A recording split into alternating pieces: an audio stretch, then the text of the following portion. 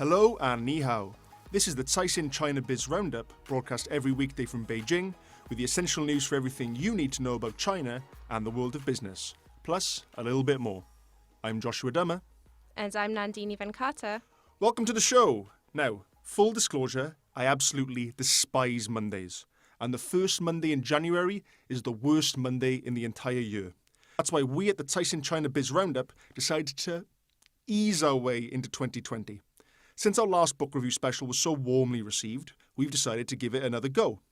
But this time, instead of reflecting on our staff's favourite reads for 2019, we'll be discussing reading recommendations for the year ahead, given to us by several influential academics, journalists and entrepreneurs.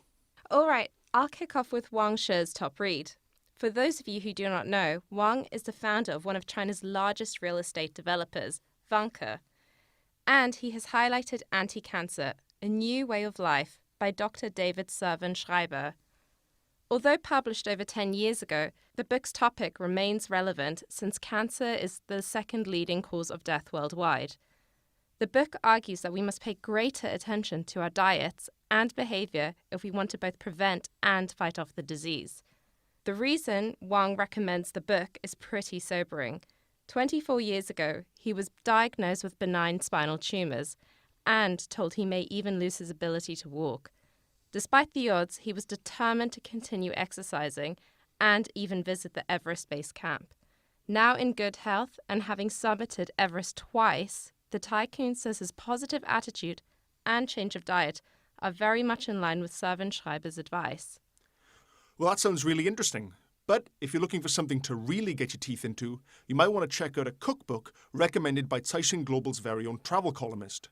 Zhang Mei has said we should check out Georgia Friedman's Cooking South of the Clouds, Recipes and Stories from China's Yunnan province. According to Yunnan native Zhang Mei, who's also the founder and CEO of sustainable travel company Wild China, Friedman's book offers the most exhaustive recipes from the colourful province and cooks up a vibrant feast of Yunnan's culture and traditions. But, be warned, Mei also warns against reading the book on an empty stomach. Speaking of which, I severely regret not devouring Yunnan food before recording the show. Oh yeah? What's your favourite Yunnan dish? I've always loved the grilled tilapia. I don't really know what tilapia is, but I love the pineapple rice. All right, we're getting a little sidetracked. What's your next book recommendation for 2020?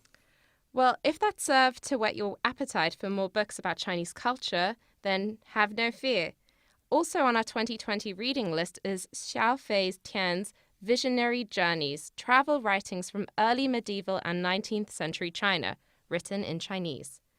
Ye Ying, editor-in-chief at the Art newspaper, proposed this book, stating that Tian's musings on ancient China remain relevant for the country today.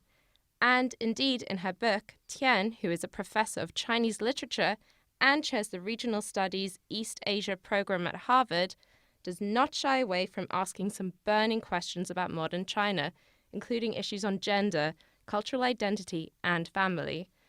Now, while these are all very big topics, don't be too intimidated. With 288 pages, Visionary Journeys remains a rather short read. That sounds like a really nice little literary snack. Josh, enough with the food puns. It's really going too far. I'll have you know that I was recently described as Caixin's pun leader by a listener on Twitter. Shout out to Vladislav. Yes, you told me, and half the office already knows. Now, what is your next book? Well, last but not least on our lineup of books to read in 2020 is Memories of Yaxian by, you guessed it, Yaxian.